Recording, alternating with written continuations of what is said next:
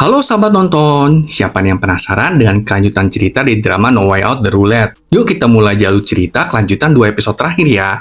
Keesokan paginya, Chang Jae kembali ke gudang di mana dia menyekap Somi. Somi adalah putri Jungsik yang telah diculik Chang Jae sebelumnya. Di sana, Chang Jae menelepon Jungsik dan mendesak Jungsik agar membawa Guko kepada Chang Jae hari ini juga. Kemudian Jungsik bersama dengan Juho dan atasannya mendatangi rumah sakit tempat Guho dirawat. Tapi saat itu, Guko masih belum sadarkan diri. Karena terdesak oleh ancaman Chang Jae, Jungsik jadi melakukan perbuatan bodoh.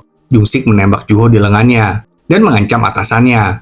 Jungsik kemudian memborgol atasannya bersama dengan Juho dan menculik Guho dengan mobil ambulans rumah sakit tersebut. Jungsik lalu menelepon Chang Jae untuk janjian ketemuan di sebuah terowongan. Chang Jae meminta agar Jungsik meninggalkan ambulansnya di sana dan menyuruh Jungsik untuk pergi ke sebuah mobil sedan yang di dalamnya sudah ada Somi. Tapi saat Jungsik mencari Somi di mobil sedan itu, Somi nggak ada dong. Wah, Jungsik ditipu habis-habisan nih sama Chang Jae. Jungsik kemudian dengan marah menelepon Chang Jae dan menanyakan keberadaan Somi. Tapi Chang Jae dengan entengnya berkata, "Udah, tenang aja. Gua pulangin kalau kerjaan gua udah beres." Tapi untung aja, sebelum meninggalkan ambulans, Jungsik sempat meletakkan GPS-nya di dalam pakaian Guko. Tapi karena mobil sedan nggak bisa dinyalakan, Jungsik berlari untuk menemukan tempat persembunyian Chang Jae. Karena kelelahan, Jungsik akhirnya menghentikan seorang pengendara mobil dengan menodongkan pistolnya agar pengendara mobil itu meminjamkan mobilnya kepada Jungsik. Sedangkan Chang Jae dengan sangat semangat membopong Guko ke dalam tempat persembunyiannya. Pada saat yang sama, Guko sudah sadar dong dan mengambil pisau yang ada di sekitarnya. Ketika Chang Jae hendak membunuh Guko, Guko berhasil menikam Chang Jae dan membunuhnya dong. Dalam perjalanan menuju ke tempat Chang Jae, Jungsik menelepon ponsel Chang Jae dan menanyakan Somi. Tapi Guko yang mengangkat ponsel itu, yang membuat Guko menyadari kalau Somi ada di tempat itu. Jungsik yang mengetahui hal itu tentu makin khawatir, karena kan Guko seorang pemerkosa biadab. Akhirnya Guko menghampiri Somi dan melepas ikatannya. Somi memohon agar Guko tidak membunuhnya, lalu menusuk Guko dan berusaha untuk kabur. Tapi Guko menghentikan Somi dengan mudah, yang membuat Somi jatuh pingsan. Tepat pada waktunya, Jungsik menemukan Guko dan berusaha untuk menghentikan aksinya. Mereka pun bertarung dengan sengit, tapi Guko kembali memenangkan pertarungan itu dengan memukul Jungsik sampai pingsan dan kabur dari sana. Gila, ini Guho nyawa udah kayak kucing ya. Ketika sadar, Jungsik sudah ada di rumah sakit dan panik mencari Somi. Ternyata, Juho dan atasannya yang telah membawa Jungsik dan Somi ke rumah sakit. Somi juga udah mendapatkan perawatan, tapi belum sadarkan diri. Sedangkan di tempat lain, Guho masih luntang-lantung. Dia berusaha untuk melarikan diri. Guho mencoba menghentikan mobil yang lewat. Dan saat itu, pendeta dari gereja Midian menemukan Guho. Sementara itu di rumah sakit, Jungsik kembali berbuat ulah. Dia menyalakan api sehingga alat penyiram kebakaran menyala. Hal ini memberikan kesempatan kepada Jungsik untuk kabur dari rumah sakit itu.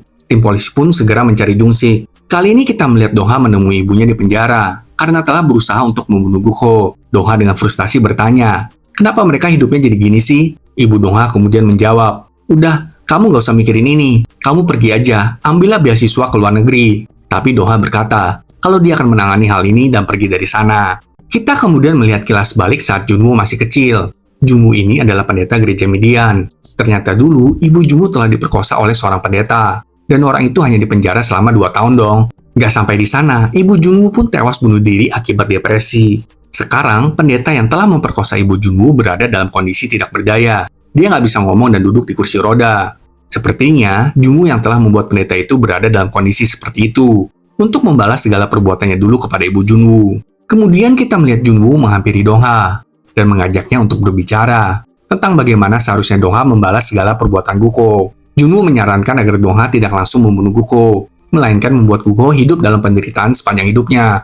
Karena itulah metode yang Junwoo pakai untuk membalas pemerkosa ibunya. Sedangkan Jungsik mengikuti GPS yang ditaruhnya di baju Guko. Lalu sampailah dia di gereja Midian. Jungsik dengan diam-diam mencoba memasuki tempat itu.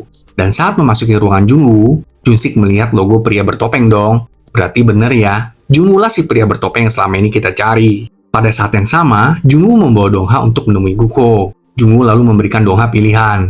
Jika Dongha menyuntikkan obat yang Junwoo sediakan ke jantung Guko, Guko akan mati dalam 5 menit. Gak sampai di sana, Junwoo pun mengirimkan koordinat di mana Guko berada di channelnya. Hal ini membuat orang berbondong-bondong mendatangi tempat Guko untuk membunuh Guko. Junwoo pun meninggalkan tempat itu. Saat Dongha hendak menusukkan suntikan itu ke jantung Guko, Guko menahan Dongha dan balik menyerangnya. Karena mendengar teriakan, Junwoo kembali masuk ke dalam tempat itu. Dan saat itulah Guko menyerang Junwoo. Guko bertanya, "Oh, jadi kamu dalang dari semua ini? Kenapa kamu menargetkan saya? Masih banyak penjahat di luar sana yang lebih jahat dari saya. Tapi kenapa saya? Saya kan juga udah menebus kejahatan saya kok. Gukho lalu mendorong Jungwoo ke tembok. Tapi tiba-tiba Dongha menusuk Gukho berkali-kali dan bahkan memukul kepala Gukho. Sebelum Dongha menghantamkan pukulan terakhir, Jung-sik menghentikannya dan memborgol Gukho. Tapi saat Jung-sik hendak menangkap Jungwoo, tiba-tiba sekelompok massa mendatangi tempat itu dan berbondong-bondong berusaha untuk membunuh Gukho.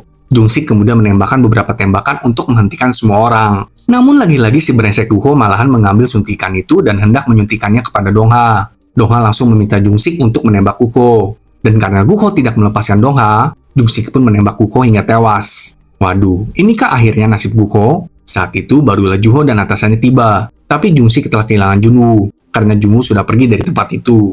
Kepala polisi pun tidak dapat berbuat apa-apa karena Junwoo tidak terdaftar secara resmi sebagai warga negara. Jadi nggak bisa dilacak juga. Orang yang melihat Junwoo hanya Dongha dan Jung-sik. Tapi Dongha dan Jung-sik sama-sama menutupi hal ini dari pihak kepolisian. Juho dan atasannya pun seperti menutupi semua perbuatan Jung-sik kepada mereka. Yang berarti secara nggak langsung mereka berada di pihak Junwoo dong ya. Dan akhirnya Somi pun siuman sahabat tonton. Jung-sik dan istrinya sangat lega melihat putrinya kembali siuman. Setelah semua kegemparan ini terjadi, Jung-sik tiba-tiba mendapatkan sebuah paket. Junwoo lah yang telah meletakkannya di depan rumah Jung-sik. Di dalam paket itu tertera 20 miliar won untuk Jung-sik karena telah berhasil membunuh Gukho. Beberapa bulan pun berlalu. Jung-sik sepertinya terus mencari keberadaan Junwoo. Tapi saat menemukan sebuah tempat itu sudah dipenuhi oleh mayat. Ternyata Mr. Smile yang telah membunuh semua orang untuk menjaga tempat itu untuk menemukan Junwoo.